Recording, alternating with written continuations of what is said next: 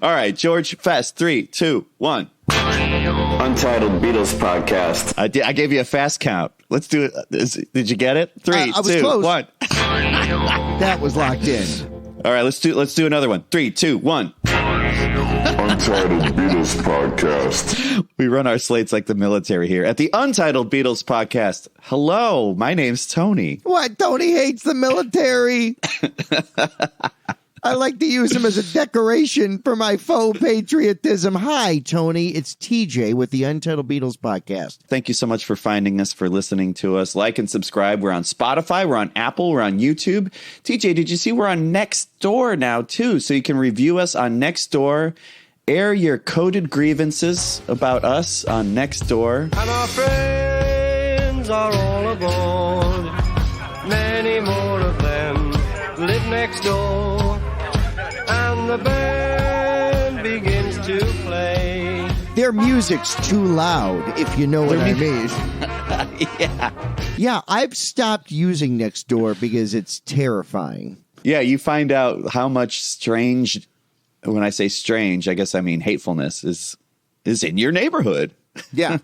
Oh, this is the hate that's in your neighborhood. In Bang, your bang, neighborhood. bang. Pow, pow.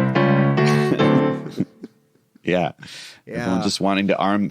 Lots of calls to arms on Nextdoor for bullshit. Yeah, I'm weird about where the world is going, and it's one of the reasons I love talking Beatles with you, because it's a time of solace and solitude. And I love talking about the Beatles. I love that we have people who love talking about the Beatles who listen. It's just wonderful. It makes me feel very happy, Tony. Me too, man. In fact, I have a listener quote that I would love to share with you. Cue Casey's newly produced listener quote theme. Ooh, listen to this. Wow. Thanks, KC. Sounds great. Really like that one. I give it a 2 fabs. Well, today's listener quote comes to us from Susan in Baltimore, and she says, on Saturdays, I start with coffee and NPR and then transition to edibles and the UBP. Hey! Good morning, Baltimore. I could have gone Cal Ripken. I went the Broadway adaptation of Hairspray. Oh, you could have done The Wire, too. Play that. The Wire theme is Seinfeld on a backwards tape. George Martin did it. Thank you, Tom Waits. Yeah. Way down in the hole. Way down in the hole. Thank you, Susan, for listening. Are we allowed to say a loyal Discord user as well? Yeah. And we have a ton of fans of the show on Discord. So if you're not on there already, come join the party. Yeah, it's a hearty party. We like to party hardy, as we used to say in the 80s.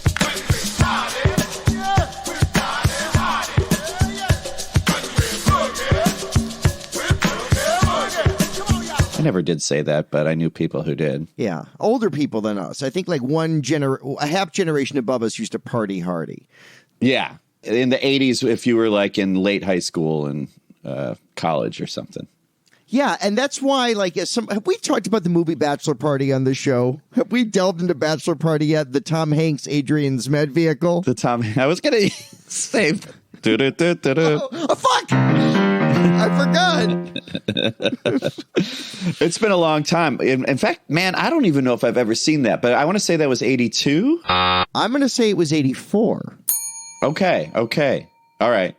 So post Bosom Buddies, huh? Yeah. Right? Post Bosom Buddies. I think maybe film before Splash, but Splash came out beforehand and made him a huge star. But Bachelor Party, it was one of my favorite movies, and it has a scene.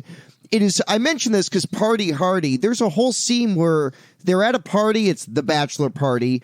And one of the bits that doesn't end is a mule enters, and then the mule starts snorting pills while a stripper. And I remember being a kid. I love the movie being like, wow, older people must get fucking weird in the mid 80s. Like, wow, the mule's snorting pills and getting really high. Spoiler alert, the mule dies. Maybe it's a donkey. Thin line between a donkey and a mule. I'm not a farmer. So the animal dies, and that is comedy. It is, and then the whole following scene is trying to sneak this dead mule / donkey out of the lobby of like a fine hotel. It's a great movie. Adrian Zmed sings a song called Little Demon. Find that clip.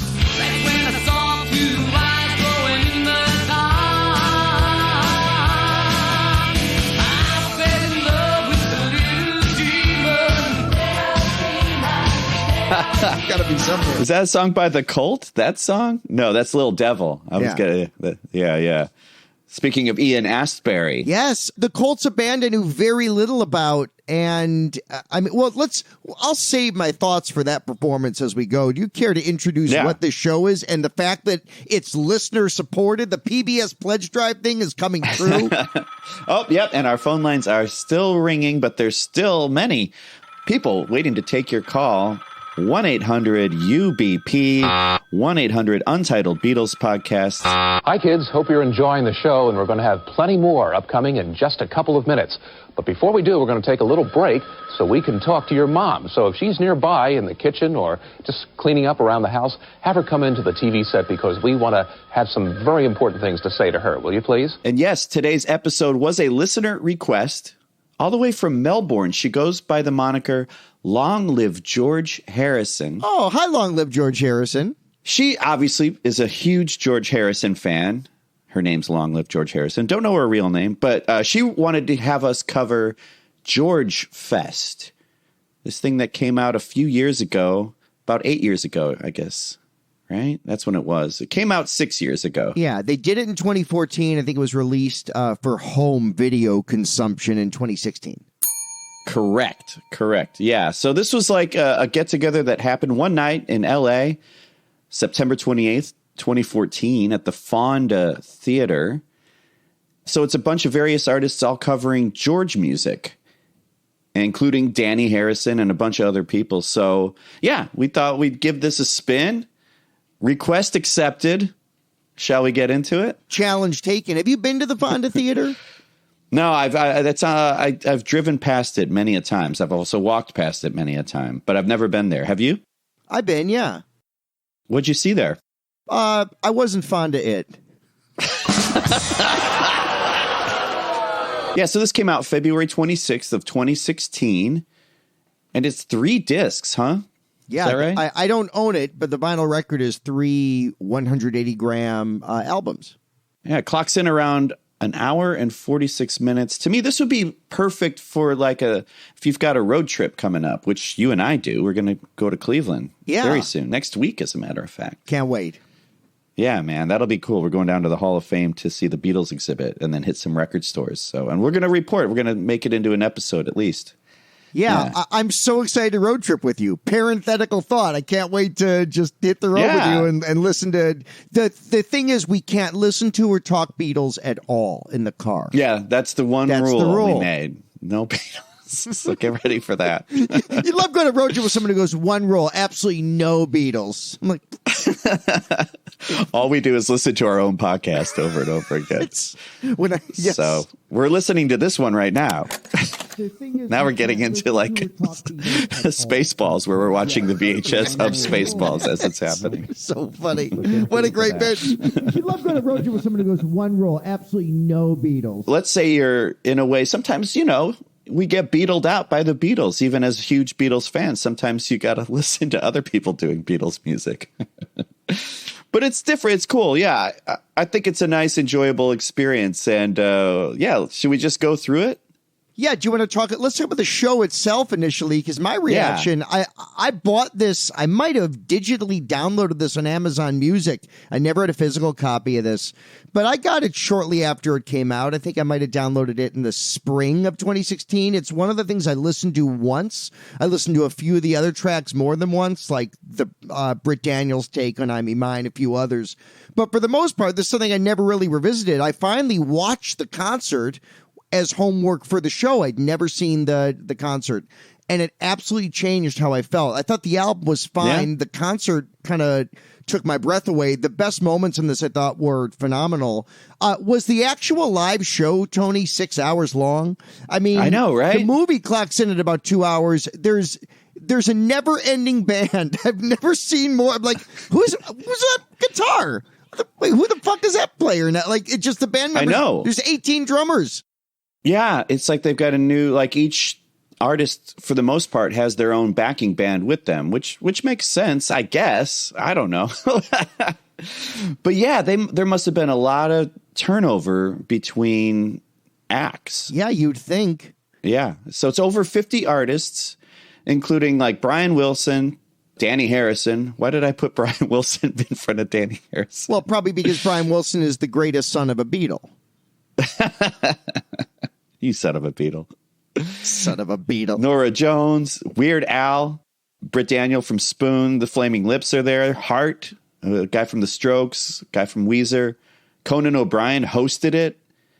We only see him though at the top, right? I don't remember seeing him after that. No, I don't even think he comes back for All Things Must Pass. I didn't see him. Interesting, yeah. Yeah, so it's hosted by Conan O'Brien. I thought it's good. To me, it sounds like everyone rehearsed, with the exception of Flaming Lips. I think everybody rehearsed their song. Yeah, and they said this a couple times in the film, listening to Ben Harper especially, like they really wanted to do right by the songs. Yeah. And I think for the most part they did. I think for something this weirdly long, there are very few misses, I thought. And again, I mean, this is when I heard the album, I listened to it once probably, Tony. And then like I said, I listened to a few other tracks more than that, but I've never gone back to this as an entire concert. The video of this really helped me enjoy and appreciate this. It's also a time capsule of like contemporary rock, other than some of the oldies, the contemporary rock in like the mid 2010s. Very much so. Very much so. Well, Conan comes out and starts it up. I want to apologize. I was told this was a tribute to George Michael. I spent a week learning the song Faith. So I apologize. And they said, let's put the comic on first, give him a guitar, that will set the bar really freaking low. And everyone else is going to sound amazing, all right? Makes a George Michael reference before. This is before he died. Well, that's why we have to cancel Conan now. And Faith, not a terrible song. Like, I get it. By the way, Paul McCartney and George Michael were tight, so cool it, Conan, or I'll cancel you like I canceled REM.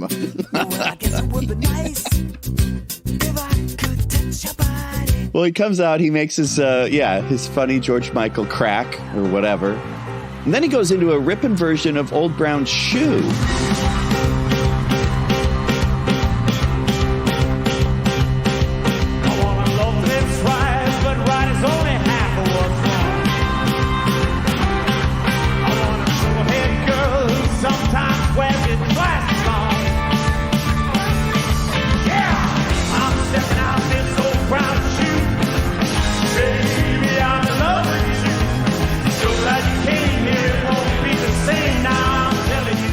I was impressed. And he's sitting there, Conan on the Strat.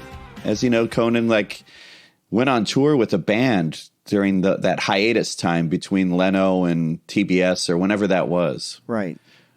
There's that old saying that like comedians always want to be rock stars and then rock stars always want to be comedians. And I get that. Like I play in bands, but then I do this with you, you know. Well, what's the viral thing? Rock stars who want to be comedians drinking coffee in cars with other comedians. The one that was between the two ferns, that one, that was great. Yeah. Yeah. Bare Naked Ladies does that. Yeah. Oh, yeah. Chinese chicken, if it didn't be a samurai. To your point, I think I give Conan so much fucking credit for coming out and rocking this great George Harrison tune that in one respect feels obscure and in another doesn't because it's on 67 to 70. So this song has massive prominence in the Beatles canon. It's a great opener for this. Where's Andy Richter? How do you bring Conan out and not have Andy Richter doing a bit? Yeah, at least playing tambo or something. Yeah, right? Or hambone. That's it feels like this was his band, right? Like the Conan Late Night Band playing with him. Jimmy Vivino, who's in a bunch of this, yeah. Yeah, because he nails the solo. In fact, he takes 2 solos on this. which is always funny. But yeah, man, I think it's great. I think the song, it sounds like a Mack truck. I love they're like leaning into that ending. I really think this is a great kickoff to this thing. I agree with you. And they end it on a minor chord, which is interesting.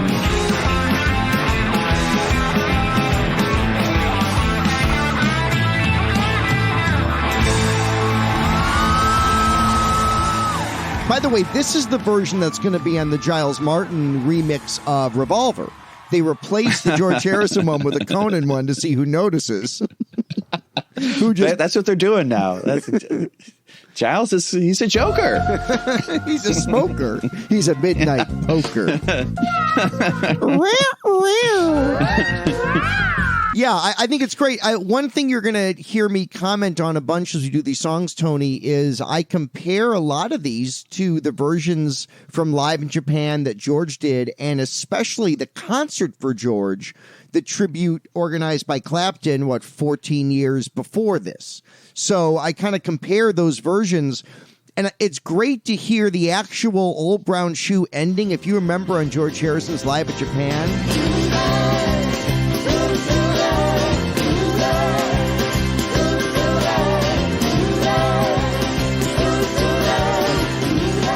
chorus goes doo-doo-ah. They make it kind of like a Vegas-y thing that helps diminish it. This, I feel like, is a more authentic version of Old Brown Shoe. I dig it, and I give Conan a ton of respect for opening the show with it. That's cool. And it is interesting that the host opens with his own thing, you know? Because it's like, well, I mean, other than that time when the Beatles did Sullivan, and Sullivan came out and did Not a Second Time before they did All My Lovin'. Yeah, I think it's Ed Sullivan's best performance. He had his arms folded the whole time. Yeah, well, that's how you got to sing that song, you know. You know you made me cry. What a Sullivan you do. You know you made me cry. You know you made me cry. He only knew the one lyric. He did. He kept repeating it while the guy's spinning plates behind him. Yeah, Topo Gigio and all that. Yeah. Well, thank you, Conan. Great intro. Great opening. Way to get the show started. And then you like Spoon a lot. Britt Daniel comes out. He does a version of I Mean Mine. Texas indie band. They've been around forever. They've been around since the 90s. Yeah, Spoon. Good job. All through the day, I'm in mine, I'm in mine, I'm in mine. All through the night, I'm in mine, I'm in mine, I'm in mine. It's a great version of it, and one you don't hear covered a lot. And I gotta throw a plug in right now. The new Spoon, it's not new anymore, but there's a new-ish Spoon song called Wild that is probably my favorite Spoon song of all time. It's heavy rotation on XRT. We listen to a lot of XRT in this house on the Odyssey app. I hope I get paid for dropping that. But yeah, like there's a new Spoon song called Wild that I just adore. And the world still so wild, called to me. I was lost, I've been kept on my knees. Yeah, I mean, Spoon's been around forever, and one of the things I love about Spoon is every album sounds a little bit different. I mean, they had kind of the Hot Thoughts, more electronic stuff going on a couple years ago, and this new album is a bit more return to straight rock, but like, I think this is a cool tune. He almost makes it sound like a Spoon song. His voice is so unique. What'd you think of this one? Yeah, it's good. It's good.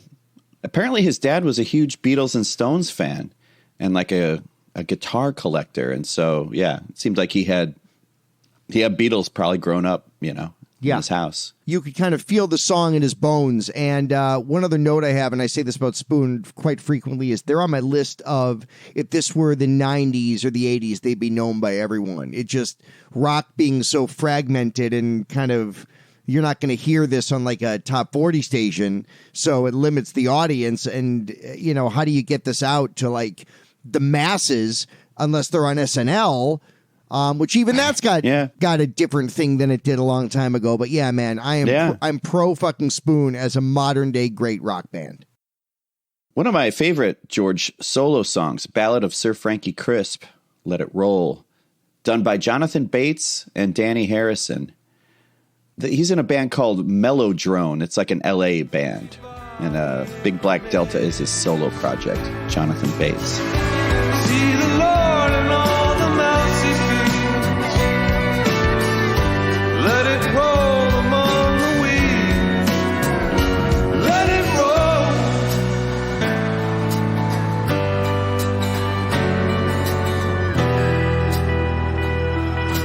Oh, Sir Frankie Crisp. Oh, Sir Frankie Crisp. I'd never heard of him, but I think it's a great version. I love that it suits his voice. The ending where it boils down to basically it's like him and Danny just repeating the "Oh, Sir Frankie Crisp." This is a great song, as we've talked about on the show. Yeah. And this song got renewed interest. They named that mid-aughts compilation, the first George compilation in years since the Dark Horse thing. They named it Let It Roll, Songs of George Harrison. So this song, it's like the Harrison estate realized after his death, like how important this song is. And it's sung gorgeous here. I love this take. Me too. Yeah. The harmonies on the title line are great. And I like that it's nearly a cappella at the end.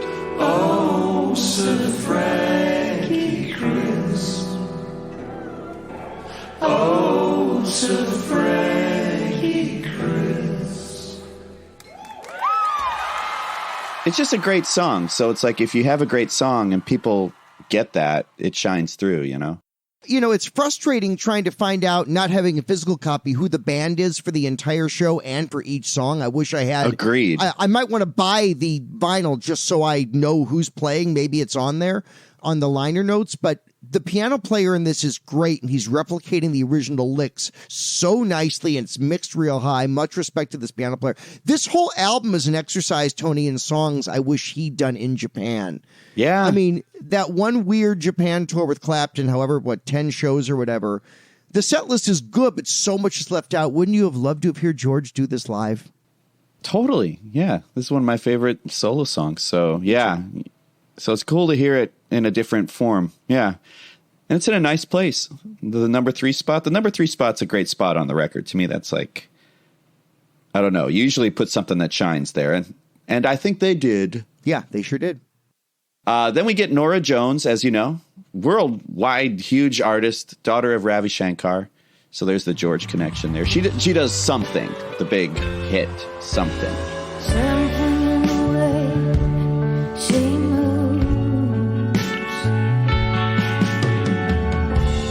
attracts me like no other lover. Something in the way she moves. I don't want to leave her now. You know I believe in how. Slightly jazzy. It's like a modern standard. A modern standard. As Sinatra might say, a great Lennon-McCartney song. One of the best Lennon-McCartney songs ever. So great. Oh, Frank. Yeah, so this is what it is. Not my favorite, whatever. It's interesting. It's the first song of the night in a different key than the original. And in general, they transpose a bunch of the songs that the women sing. It's not a judgment call. It is what it is. Different registers, different ranges. Yeah. But it is weird to hear this in a bit of a different key. I think it's nice. It is a little jazzier. I've never been a huge Norah Jones fan. Everyone loved that first album. I felt like it was like musical indica. Musical indica, Yeah. the strain of marijuana. Is that what you mean? Just kind of The like sleepy strain.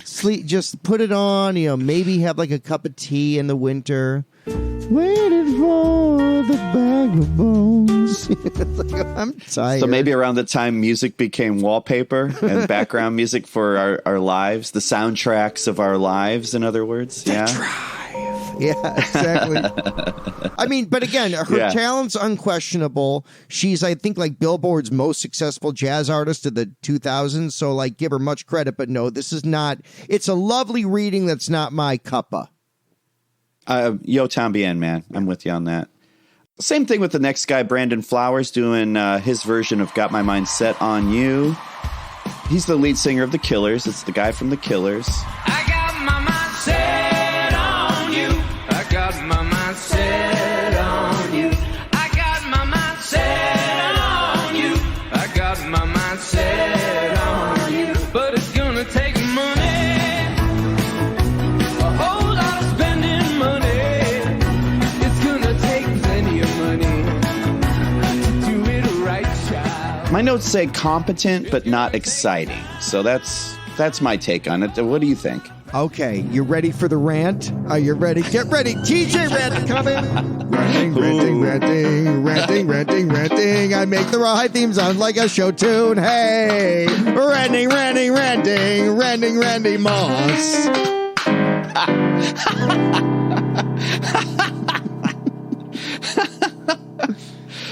Thanks again for the major 7. Thank you. Get rid of the piano. Horrible. Okay, how the fuck do you have Weird Al at this show and not have him come out and do even part of this song that's just 6 words long? It's the Weird Al parody of this from the Fat album.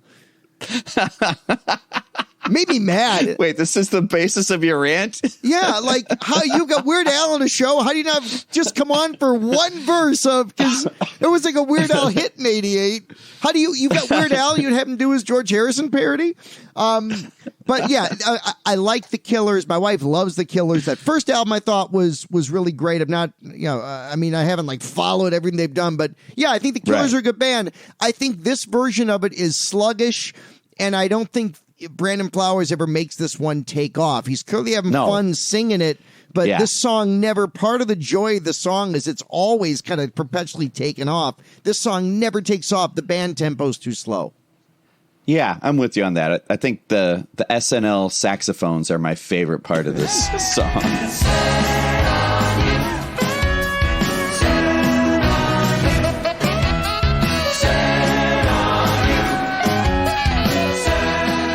Love sax. I mean, I do and I don't. Like, I'm not into like David Sanborn or whatever. I'm not into that weird smooth jazz stuff. But I like a decent sax solo. It got a bad rap, rightly so, because it started getting used for the wrong reasons. But if it's good, it's good. That said, there was something kind of telling. In the video, there's a lot of talking heads moments. Yeah, I love David Byrne. Well, you know what I mean. I do. There's like, people with their heads on the screens and they're talking. And anyway, they cut to Brandon Flowers talking about how, like, when he was a kid, Got My Mind Set on You was a number 1. It's not a George original, but a lot of us, that were born in maybe were in the era that I was born in 1981. That may have been the first introduction to any Beatle, because I think it was the mid 80s when that was a huge hit. And so I think that could have been the first time I heard a Beatles sing. It sounded like, I don't think he was much of a Beatles fan. You know what I mean? That was the vibe I got off of his interview thing during this. Like, oh, he's here for the fun and he's not really a huge fan. 100% Tony, because he even said, it was a hit in the mid 80s. Correction. It came out in 87. That's mid to late 80s, guy. So much for being Mr. Brightside, bitch. Right. Because as you know, we are sticklers to all things correct on this show. I mean, as many listeners know, Cold Turkey came out in 78, and that's fine. Moving on. I like this next version. It's the Heartless Bastards. They're doing a version of If Not For You. If not for you, baby, I couldn't even find the door. I couldn't even see the floor. Oh, I'd be sad to lose. If not for you. It's a really nice version. Erica Wennerstrom. I'm not sure if I'm saying that right, but she's the voice on this. I think it really suits this Dylan. It's a Dylan song, but covered on All Things Must Pass. You sure that's not Sarah Jessica Parker? First time I'm like, what's she doing there? Yeah, I think this is fine. I feel like this song's been covered. You know, there's Olivia Newton-John, who we just lost. I mean, we just lost is such a weird phrase. We didn't lose her. She is dead. Like, we have not. Well, we lost. Yeah. You know what I mean? It's a you weird. can still listen to her music. Yeah. Right. She's not been lost, you know, through the mists of time. We have to go back.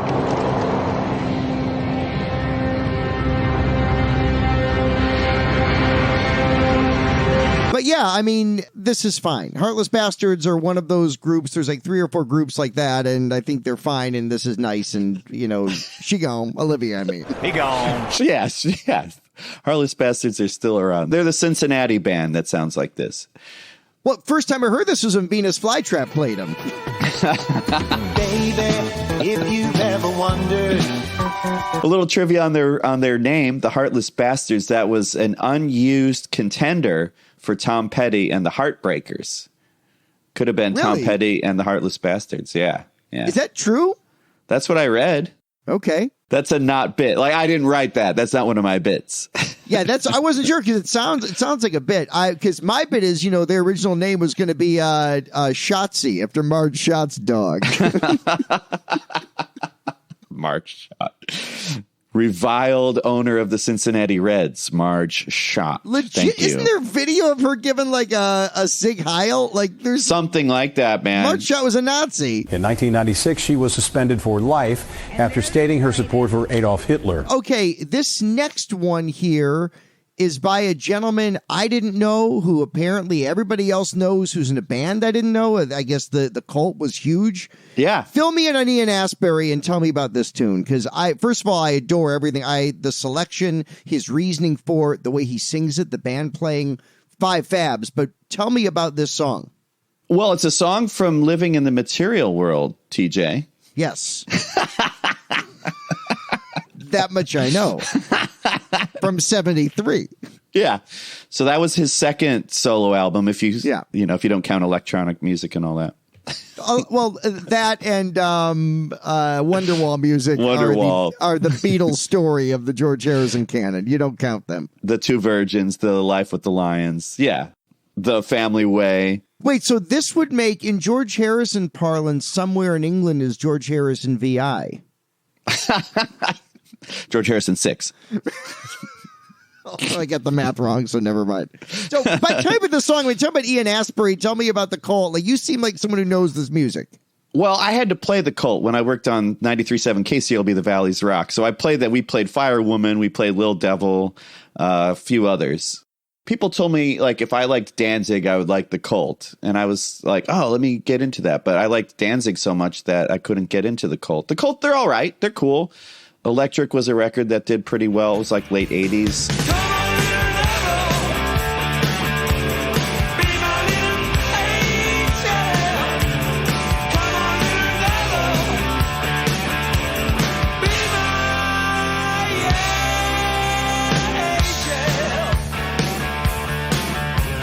Okay, so back to this one. What do you think of this tune?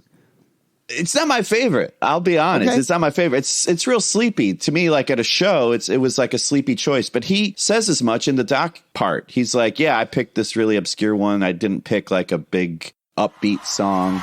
The reason I chose the song to be here now, because it's not the flashiest song and it's not, the hit.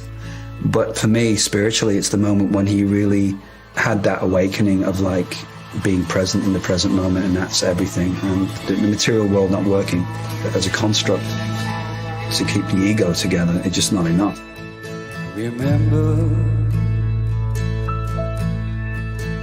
now, be here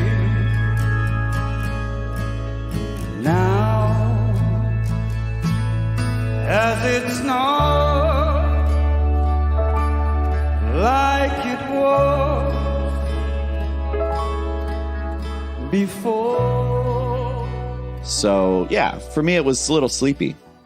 I loved it because it's a song that, unless I'm listening to the vinyl of Living in the Material World, I don't seek this one out. This doesn't go on mixes. I've got this in a George Harrison bucket of like Just For Today from Cloud 9, just kind of a sleepy George song. But Ian Astbury's, I've never seen this done live. Ian Astbury's performance of it made me drink the lyrics in like I never have before. And maybe just some stuff I'm going through, personally.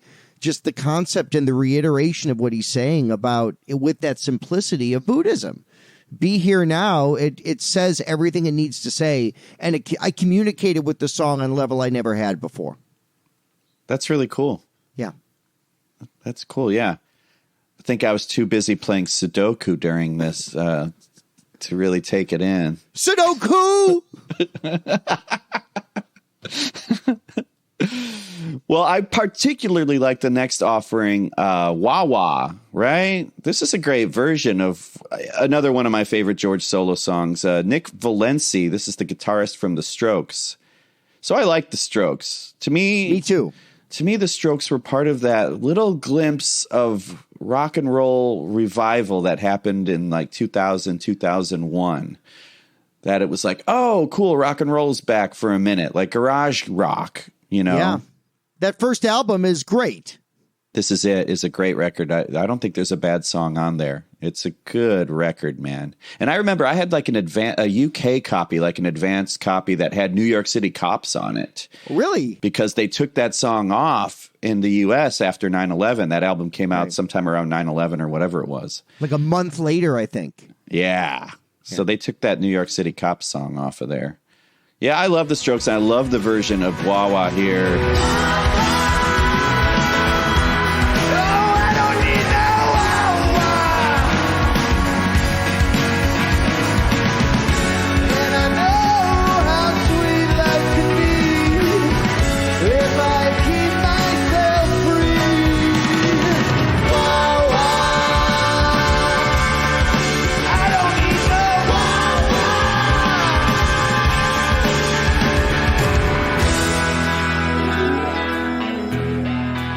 Okay, I love sax solos, right? Especially the one on Wah Wah. I love that the guitar does the sax solo on this song. Yes. I'll always be guitar over sax, FYI.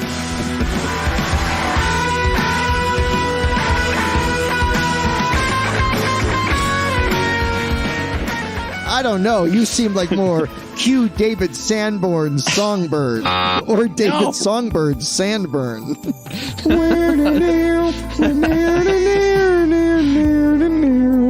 Yeah. Correction. Come on, TJ. I can't believe you'd slander David Sanborn like that. It's Kenny G's Songbird. Get your smooth jazz straight. Yes, although part of what makes the horn stuff in Wah Wah so great is it's Brax tax, baby. It's Zach Braff. If you like Garden State, you'll love Ian Astbury's "Be Here Now" (parentheses slow version). Yeah, man. Nick Valenci singing in this is great. I mean, this is joy. It's so funny. This was the finale at the Clapton tribute to George, the concert for George. And here, what is this, song 6? Like something like that, yeah. There's so many tunes in here. There's a couple when we get to Act 2 that are like, how is this song not the closer? And this is one of them. This is just pure joy from start to finish. Yeah. Really good version. And this drummer, this is Matt Sorum from Guns N' Roses, who's just destroying on drums in this. I totally agree. Yeah, he's throwing in those rolls. Yeah, it's great. This is one of my favorites from George Fest, for sure. And what's your favorite from the Spaghetti Incident? Question mark, exclamation point. Their cover of Attitude by the Misfits. Way too much GNR knowledge on this show in one combo. Untitled Guns N' Roses podcast. Like and subscribe. Coming up is the Jamestown revival. Yeah, follow that, guys. They do their folk duo kind of thing with If I Needed Someone. That's kind of the Americana version. If you like your George with like a bandana and a trucker cap. Ironic trucker cap.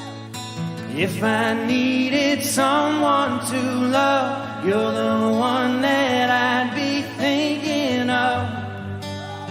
If I needed someone,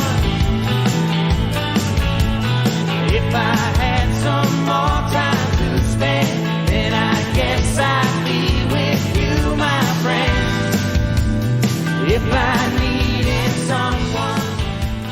Prove to me this isn't the Avett Brothers. Like, my thought is like, there are 9 bands that sound like this. Yeah. And congrats to the Jamestown Revival, but like, all right, it's fine. Yeah, I'm with you. It's fine. It is, if you want to do the Americana thing, here you go. There you go. Check that box. Yeah. So the Black Rebel Motorcycle Club, it's funny because they're like 2 guys that used to be in Brian Jonestown Massacre, which was a very polarizing, confrontational band back in the day. Well, man, I found that this song was like almost unrecognizable when it started. I was like, are they doing the Eagles? Because it sounds like the guitar is like doing the bass line to One of These Nights or something. I was like, what is this, man?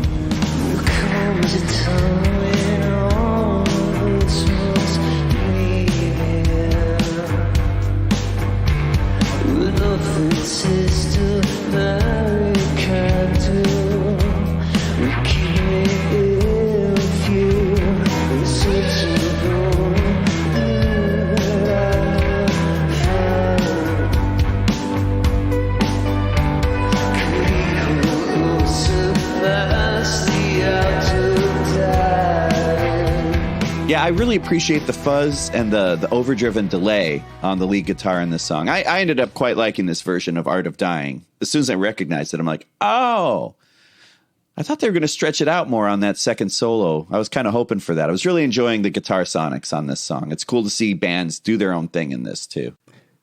Do you think I liked this song or didn't like this song? I guess I'm going to say you didn't like it. Ding, ding, ding, ding, ding. I did not like this song. I wrote, this is when I would, if I were at the concert, this is when I duck into the bathroom and smoke from my one hitter. It's basically My Valentine or Queenie Eye. This is when you go, oh, I don't need to hear this. I hope I make it back for the next one.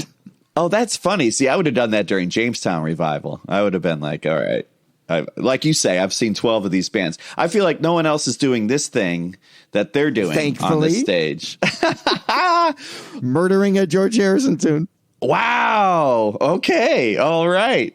See, to me, it's like, I like I like that they weren't paralyzed in having to recreate an exact copy of the song. Like, that's the thing with these tribute shows. Like, okay, there's a solo in this. Do I have to do the exact same solo?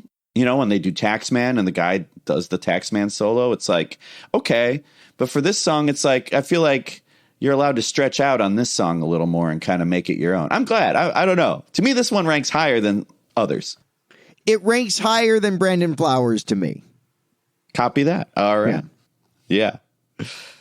That's good to know, though. What'd you think of Dhani Harrison's Savoy Truffle?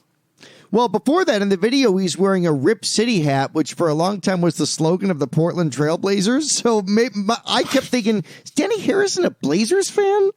Like, I guess. I really just spent a lot of time like, why is he wearing a hat that says Rip City? I think this is great. It's hard enough to sing your dad's music, you know, after he's gone at a concert he's producing. But you know what? And you can hear him stumble a bit. This is not an easy song. The count-ins on the verse are hard to come in on. And I give him so much credit, not just for choosing this song, but also for really nailing it. Cream tangerine, Montelimar, a ginger sling with a pineapple heart, a coffee dessert, yes you know it's good news, but you'll have to have them all pulled out after the Savoy Shuffle. Yes, you'll have to have them all pulled out after the Savoy Shuffle.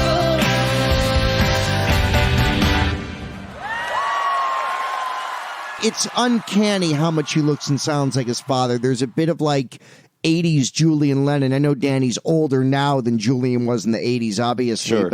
But I really, the comparison gives me chills. Yeah. Yeah, he sounds like a facsimile of him. Like it's like a little bit brighter. It sounded slightly higher in pitch. Like it was like Savoy Truffle Jr., like the mini box of chocolates or something, you know? the fun size Savoy Truffle. Yeah, the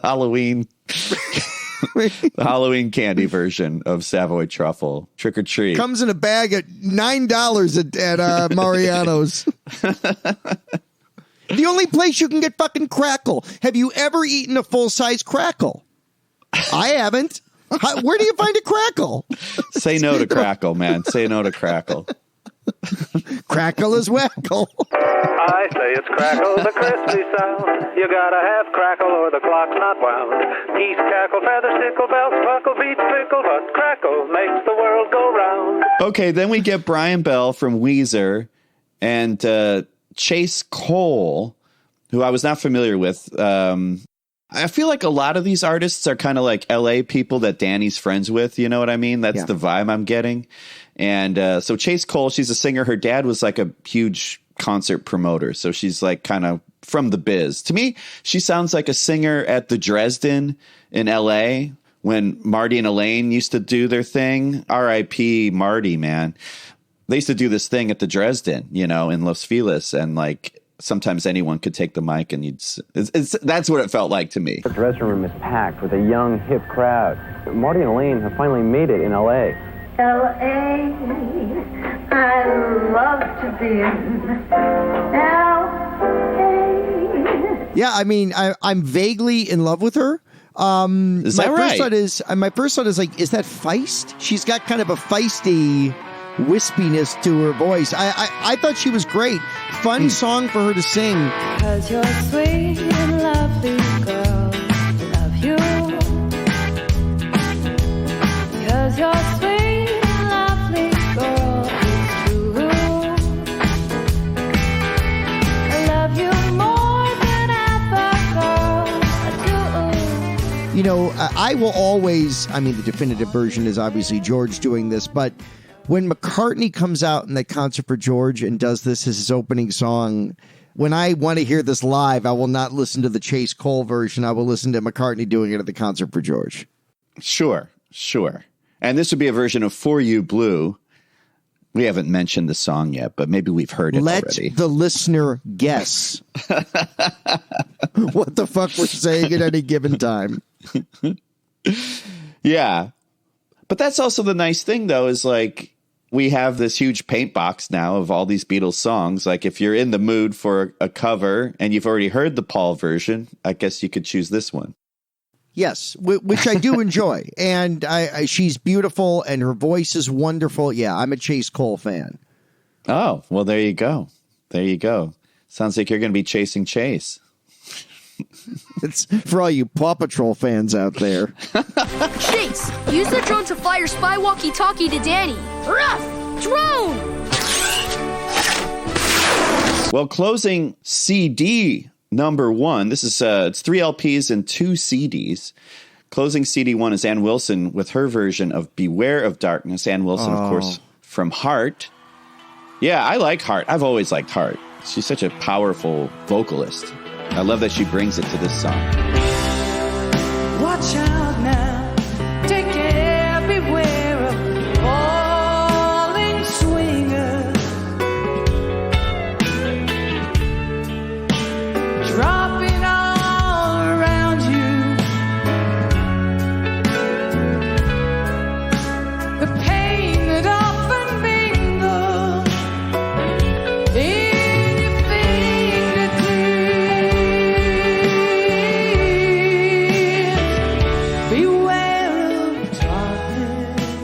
Yeah, hearing her do this is she's a goddess, is what I wrote down. I mean, she's like, man. For whatever reason, and not talked about enough, rock god. I mean, she's so good.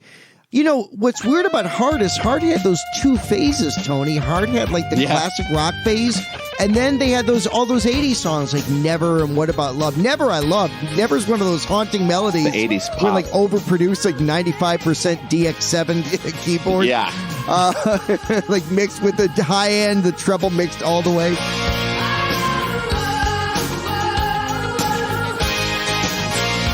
This is a great version, and I actually jotted down, I think I've written this note every time we talk about the song. I write, is this George Harrison's greatest song? I mean, there's the melody The lyrics, what it says, the chord changes, the build, the rises and falls of this. I mean, it's got to be in like a top 3, right? I love the song, and her performance is stunning.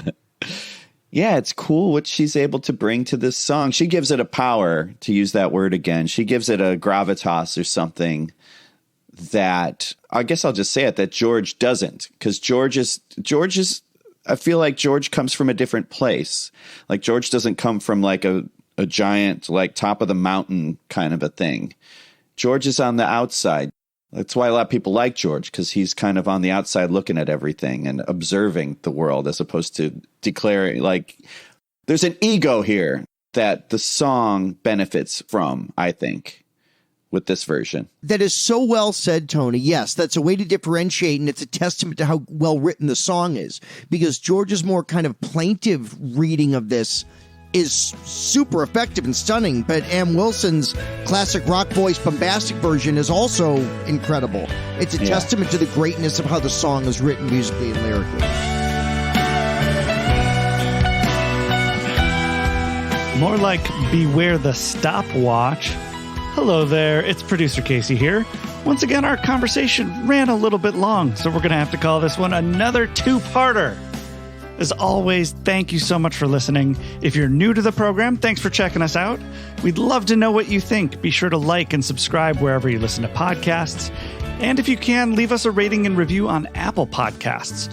We're a small operation, and each review you leave does a ton to help us find other like-minded Beatle fans and to grow the show. And that's all I got.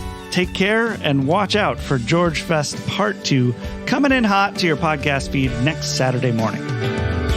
Beware of the darkness.